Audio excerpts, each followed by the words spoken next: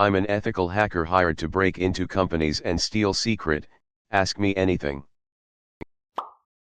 In percentages, how much of your work is hacking in the old sense, like reverse engineering, digital tampering and usurping some kind of computer or other electronic gadget?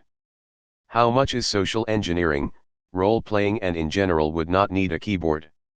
Information gathering, pretexting, and recon usually, there are exceptions, takes up 3/4 of the time spent on a job.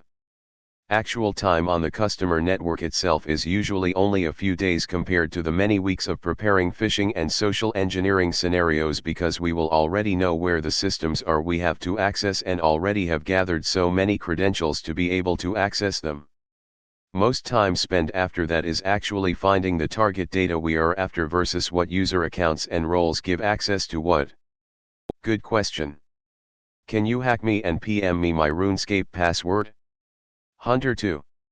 What is some of the craziest you've done while breaking into buildings? There are a lot of examples that come to mind. If I had to pick a few, breaking into an ATM in the middle of a mall while hundreds of people pass you doing their shopping, and not caring because you are wearing the ultimate cyber weapon, a fluorescent vest. Walking through the basements of a dark data center of a financial institution after business hours and almost getting locked in. Replaying an employee's fingerprints on fingerprint access control readers using toilet paper. I'm sure there is more stuff that I am forgetting, but those are the first things that come to mind. Have you ever seen the show White Collar? If so, what are your thoughts on any of the cons on that show? Your story had me thinking of the EP where Neil/the FBI break into a bank to demonstrate weak points in its security. I have not, will check it out, thanks. So a white hat hacker? Also, what's the easiest way you've broken in? Knocking on the window of the kitchen at the back of a large office building where the target office was located, holding a box that was empty. What was the size of your red team when you started? Do you have a team that competes in CTF events? A red team assigned to a job usually consists of 3 to 4 people depending on the skill sets that are required, with 2 people being on the job on a constant basis over a period of a few months in order to ensure realistic results and responses from the target company. We sometimes compete in CTF events if we have time.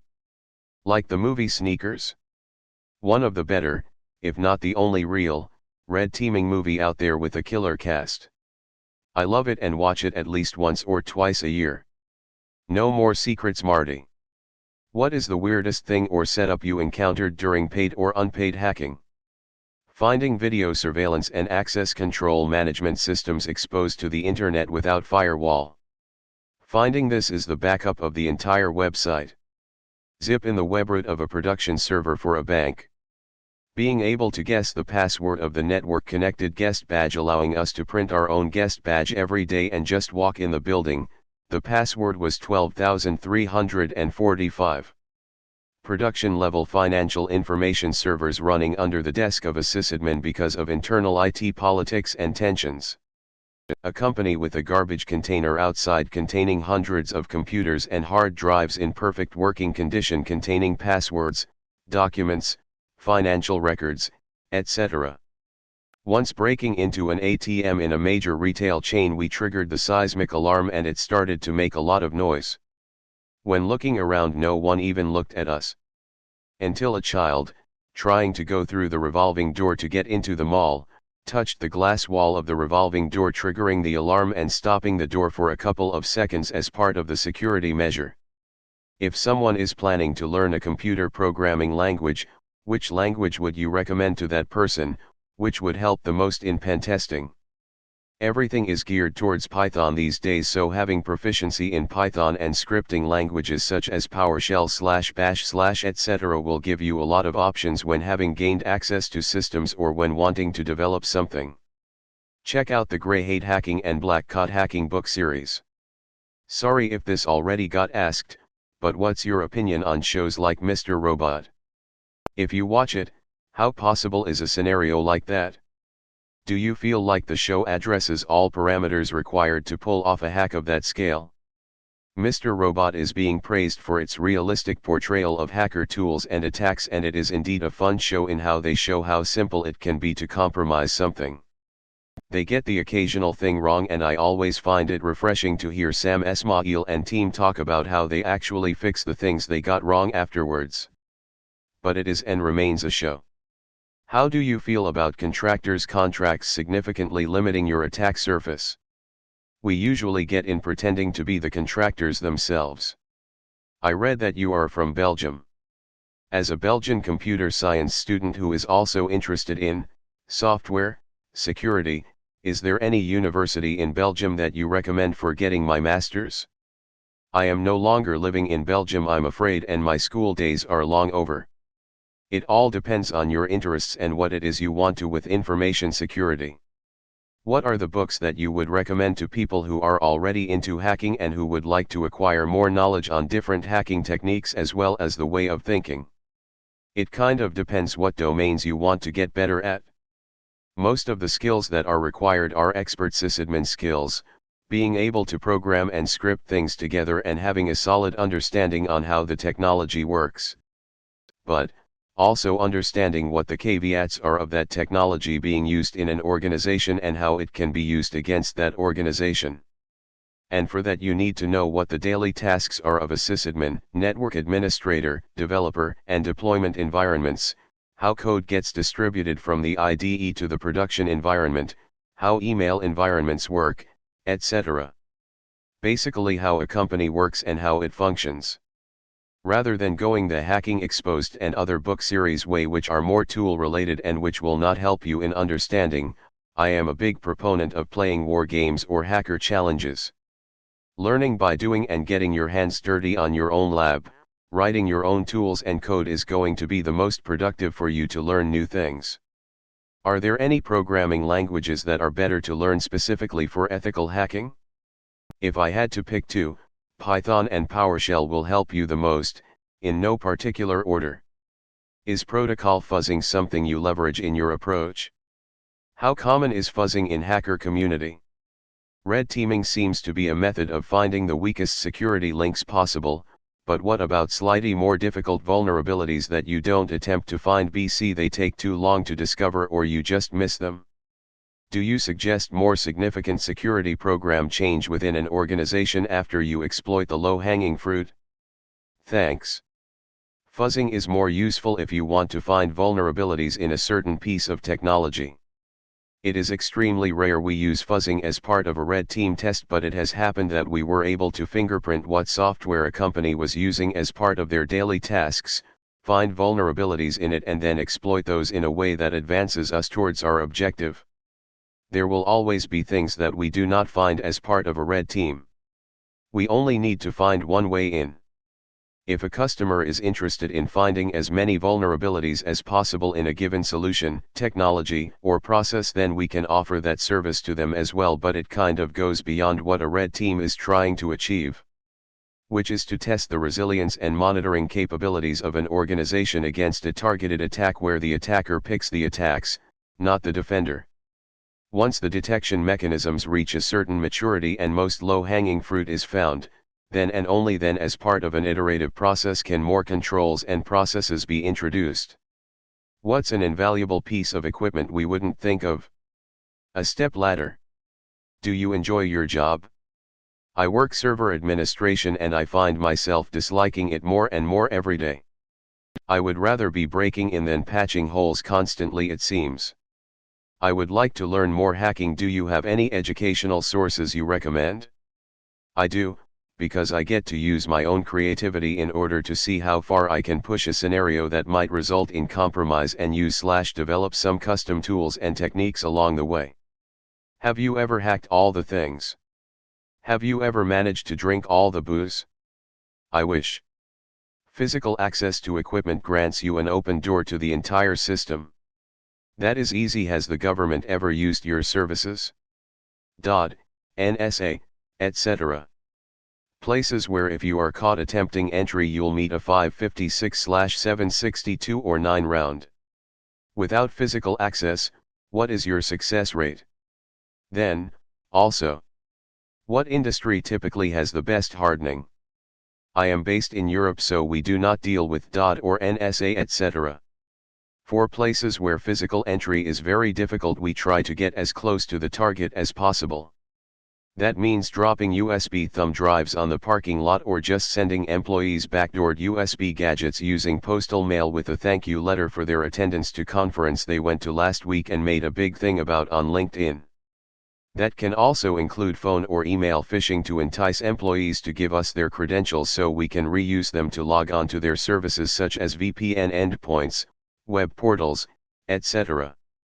As far as the success rate of physical access, it is very hard to put a number on that, but on average 4 out of 5 companies can be compromised with a physical premises access attack as the initial breach. Although we do not stop there and try the other methods as well. E.g. I'm looking to get my CEH so I can get into the industry and eventually get my CISSP. I currently have a bachelor's in IT. Are there any courses outside of the certification prep you would recommend? I already have the fundamentals. I'm looking to further my knowledge and want to make sure my money is well spent. Thanks for doing this.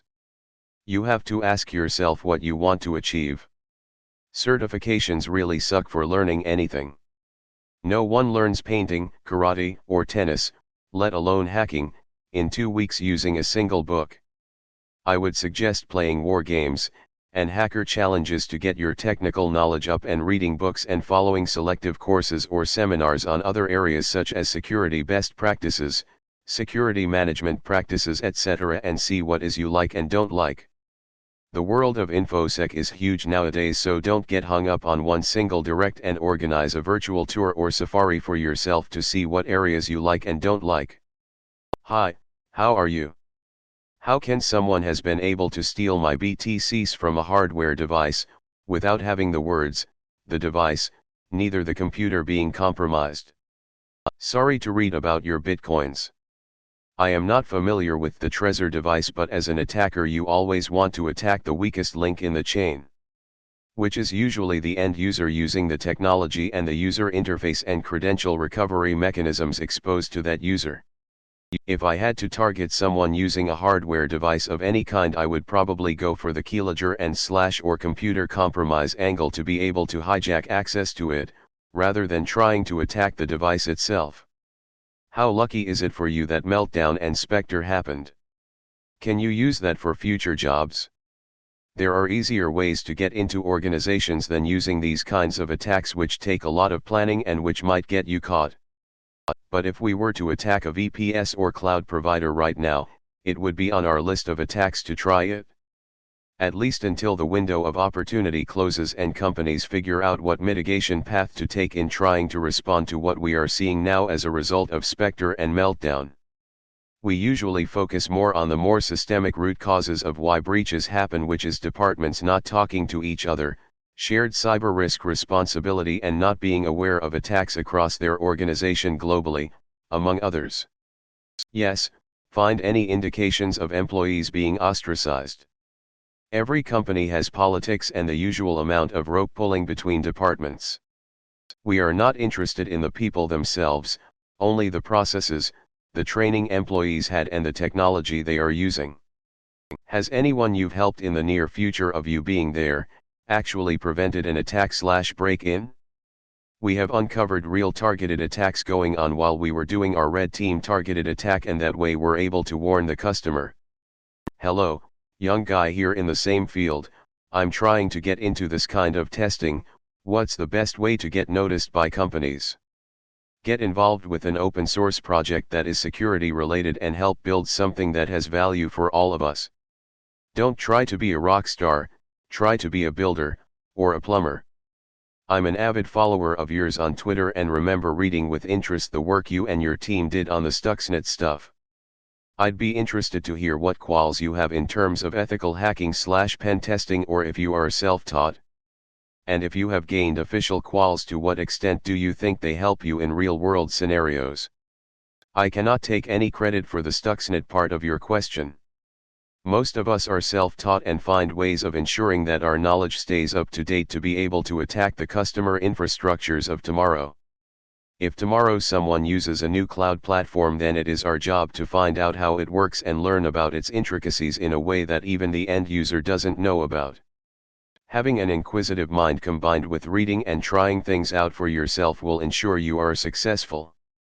As time can be limited, I recommend taking courses on specific topics in order to force yourself to focus on one topic as part of a deep dive, and then to find out what tools you could be writing to make things easier or better for yourself. What's this #ProtectYourAccessCard thing all about? What can someone do with a card just from looking at it? It is part of a personal awareness campaign and frankly good practice to keep my skills sharp. If I can get that close to you still wearing your access card, then I have a very good chance of being able to copy the card if the card technology allows it. Which is usually how we end up cloning cards to get into buildings. Your access card is your key and it protects the access you have to certain information as part of your job. Still wearing it in a coffee shop, bar, on the street or while using public transportation might result in you losing the card or getting it copied by someone like me, or even worse, a criminal that might be out to get you. Not all criminals are out to get any person or company, but the expose is the same. Protect your access card. Thank you for watching. Be sure to like and subscribe for more content every day.